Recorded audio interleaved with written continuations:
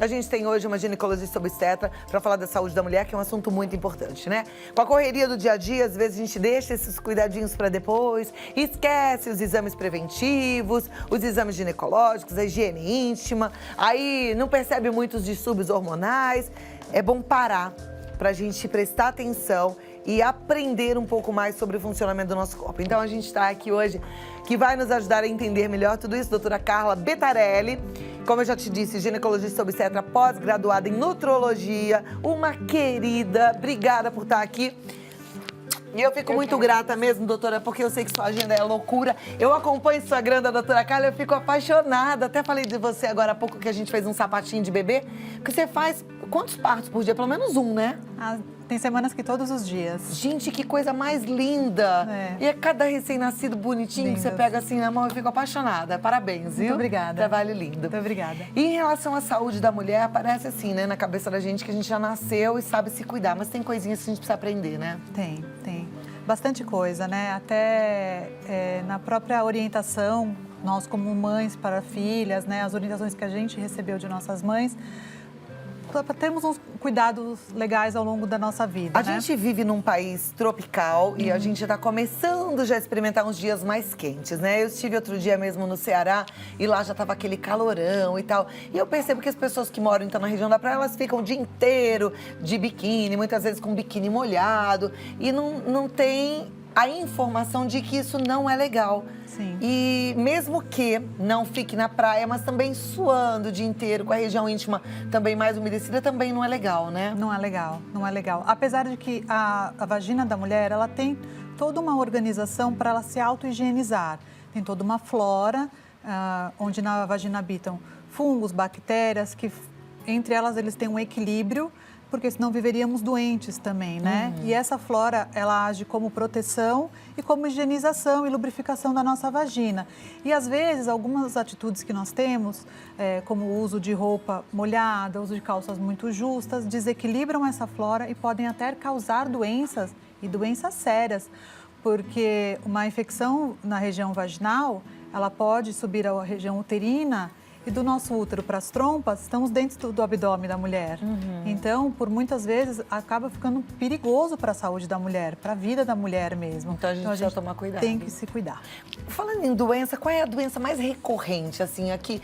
Normalmente as mulheres buscam ajuda, buscam orientação no ginecologista. A queixa, a gente nem chama como uma doença, né? Não é uma doença sexualmente transmissível, é realmente um desequilíbrio de flora, mas com certeza o carro-chefe do consultório do ginecologista é a candidíase, que é causada justamente por esse desequilíbrio da flora vaginal e causa uma coceira normalmente bem insuportável nas mulheres. E só as mulheres adultas têm candidíase ou crianças podem ter o mesmo problema? Crianças podem ter o mesmo problema, principalmente quando estão próximos de passar pela transição e começarem a menstruar, e essa flora vaginal começa a se modificar bastante.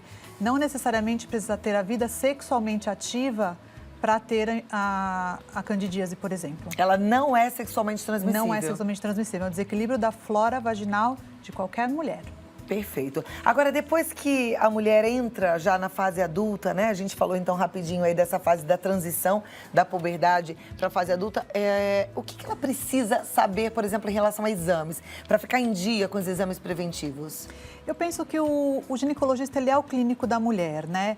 Às vezes você receber uma paciente no seu consultório, é a oportunidade de você triar e orientar essas pacientes não só nos exames preventivos ginecológicos, mas nos exames clínicos na saúde geral da mulher. Então, como preventivo, nós temos o Papa Nicolau nas mulheres que têm a vida sexualmente ativa. Nas mulheres a partir do 40, por exemplo, a mamografia. Os ultrassons são rotineiramente também pedidos por nós para olhar abdômen, tireoide, mamas e o transvaginal ou ultrassom pélvico, as quais não têm ainda relação sexual, para avaliar se os ovários estão em ordem, se tem algum cisto, algum mioma, alguma alteração. E, além do mais, a parte clínica laboratorial, com os exames de vitaminas, hormônios, colesterol. Eu penso que o ginecologista hoje, ele não pode perder a oportunidade de cuidar da paciente dele como um todo. Não dá para pensar na mulher como um local isolado, tratar só a mama, tratar só uma infecção vaginal, acho que a mulher tem que ser vista como um todo. É verdade, isso é tão bacana, né? Quando a gente vê um médico que enxerga o ser humano assim, eu fico encantada, porque eu penso isso também, né? O ser humano, ele é um todo. Existe, por exemplo, meninas que têm muito mais cólicas menstruais porque estão com algum probleminha emocional, algum outro distúrbio? Sim, sim. Aliás, problemas emocionais podem acarretar em várias queixas da paciente. Ela não tem, na verdade, uma doença física, algum problema. Às vezes, o próprio estresse é um outro fator de risco, por exemplo, para um corrimento, para uma candidíase, uma infecção genital, porque a imunidade cai um pouquinho e aí podem acarretar nesses problemas. Alterações hormonais, cólica, parada da menstruação, excesso da menstruação. Então a gente tem que ficar mesmo de olho. E como mãe, eu acho sempre importante, você que está assistindo, que tem sua filha ou que tem a sua neta, ficar atenta a tudo isso, né? Muitas vezes o adulto acha que, é frescura, tá falando que tá com cólica porque não quer ir à escola. E não, aliás, essas cólicas fortes, a gente depois pode até falar um pouquinho, elas podem estar associadas à endometriose, né? Que é uma doença séria e que precisa de um olhar atento e um tratamento. Claro. Então vamos começar com as perguntas da turma que estava pelas ruas e aproveitou para perguntar para a doutora Carla. Pode soltar a primeira pergunta.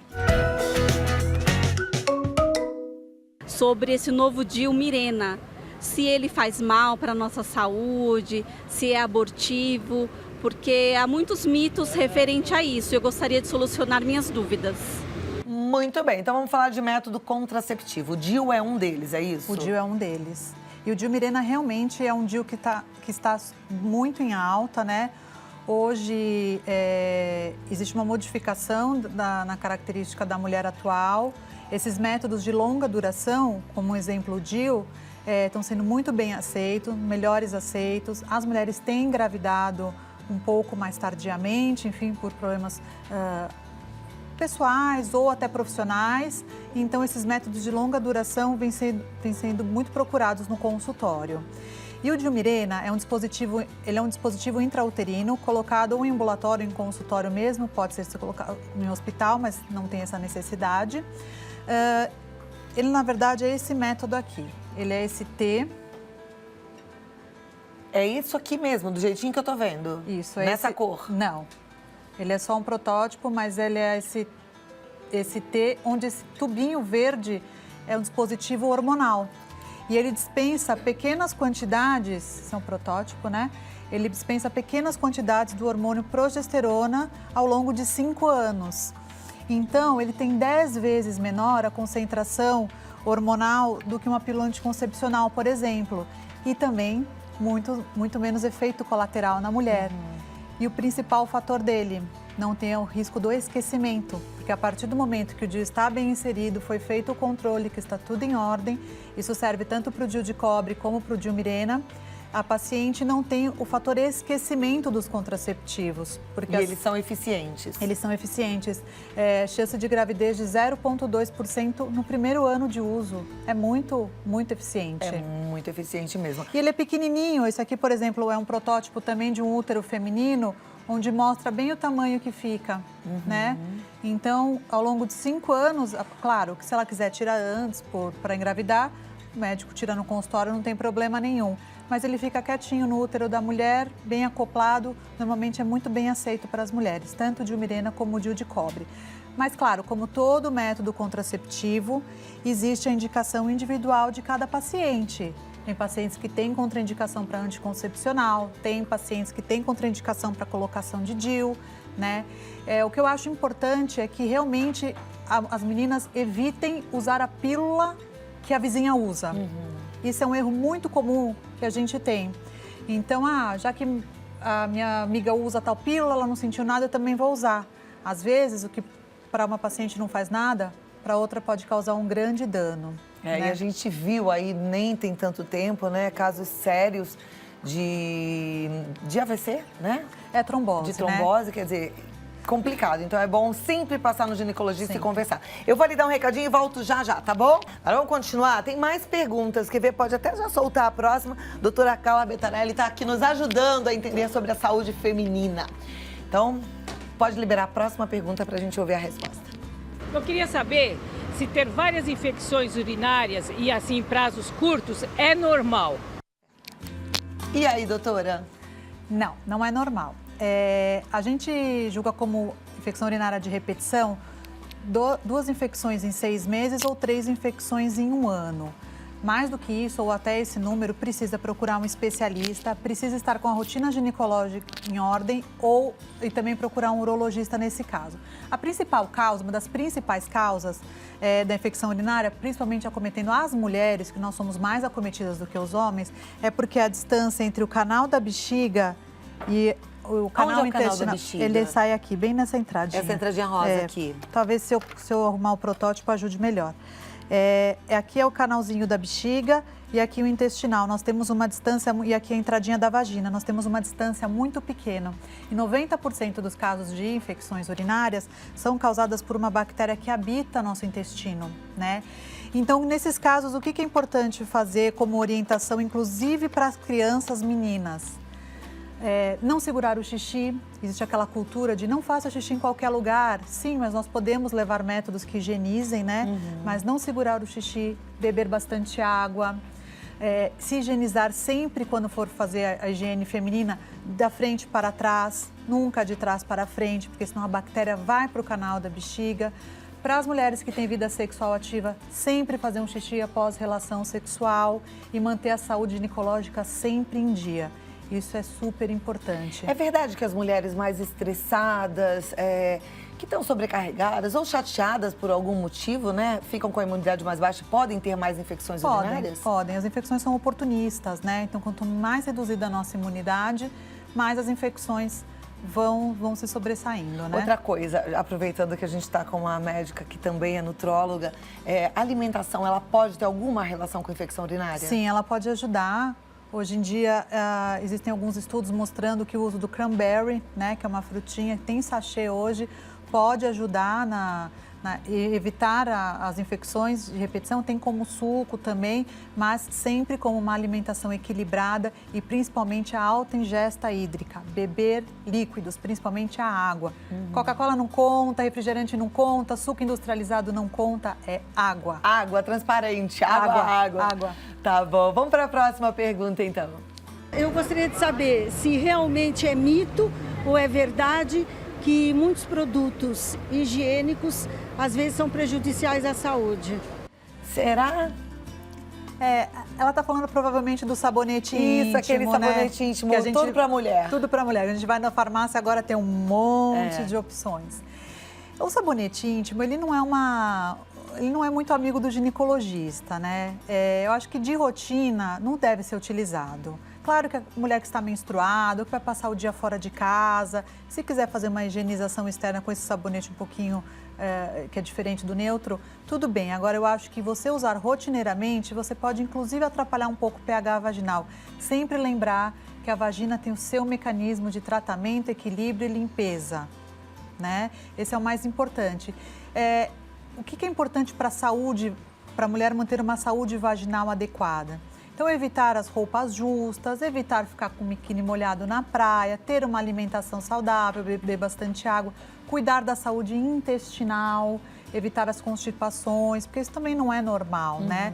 Manter uma saúde, evitar usar peças íntimas de lycra, dar sempre preferência às peças de algodão. E principalmente evitar o uso do protetor diário. Então, eu ia perguntar disso também. Então, aqueles sabonetes lá bonitinhos, da tampa cor-de-rosa, tem tampa verde clarinha, aquilo não é pra gente usar todo dia? Habitualmente não. E esses protetores de calcinha que tem com cheirinho disso, daquilo também não é legal? Não é legal. Tem que deixar respirar, né? Meu pai é ginecologista, ele é mais velho, ele fala que se precisasse de tampa, Deus tinha feito com tampa. Então, vamos deixar a vagina respirar.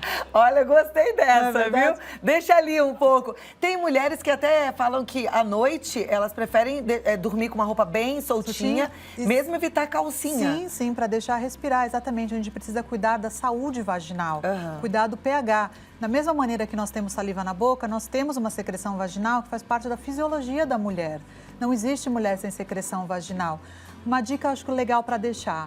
Se incomoda a secreção no meio do dia, no trabalho, por exemplo, leve uma outra calcinha de algodão. Na hora do almoço, troque a calcinha, ao invés de ficar usando rotineiramente o protetor diário.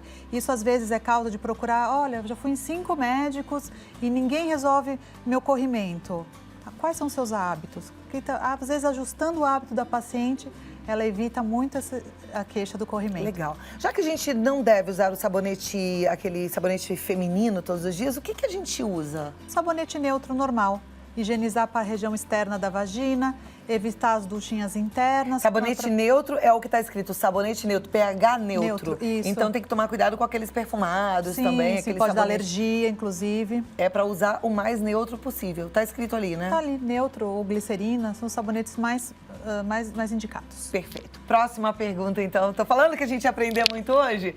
Vamos lá, vamos continuar. Boa tarde. Eu gostaria de saber, eu tomei muitos anos remédio anticoncepcional. Tem 5 meses que eu parei. E aí a minha menstruação tá vindo todo mês, 2 vezes por mês. Eu queria saber se isso é normal, o que eu posso fazer? É normal? Não. Não.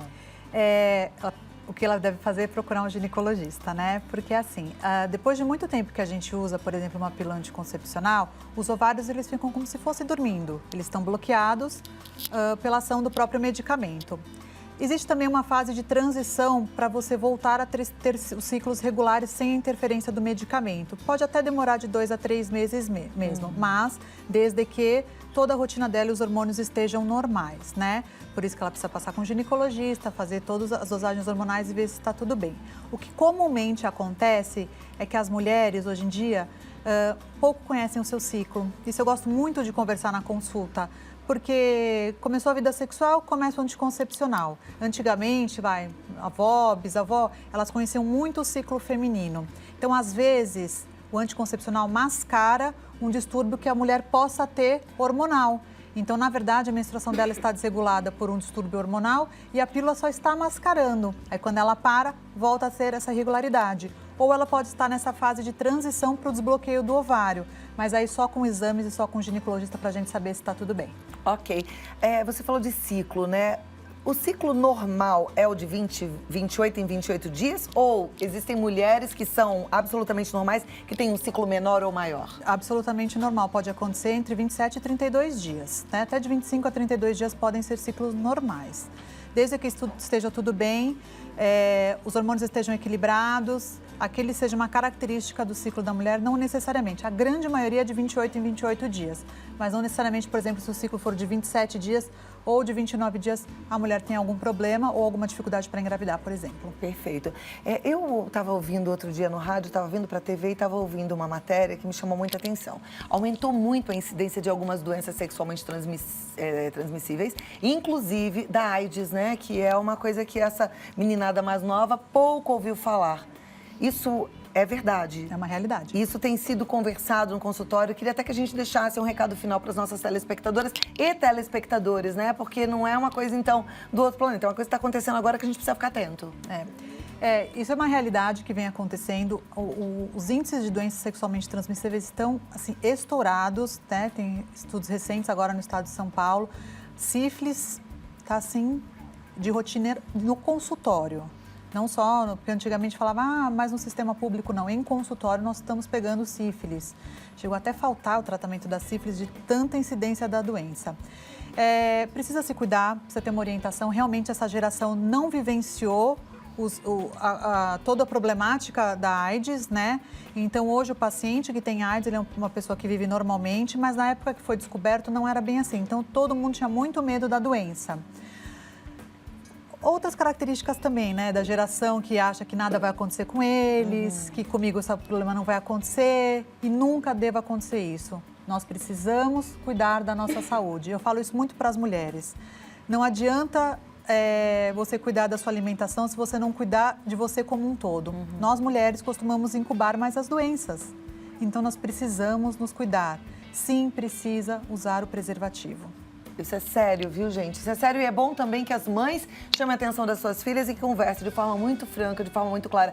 E aí fica o meu carinho pra você dizendo, vá à ginecologista ou ao ginecologista. Não pode você ser negligente com a sua saúde, tá bom? Pode ligar já. O programa tá quase no fim, ainda tem bastante coisa. Mas a hora que acabar, você já liga e já marca a sua consulta, combinado?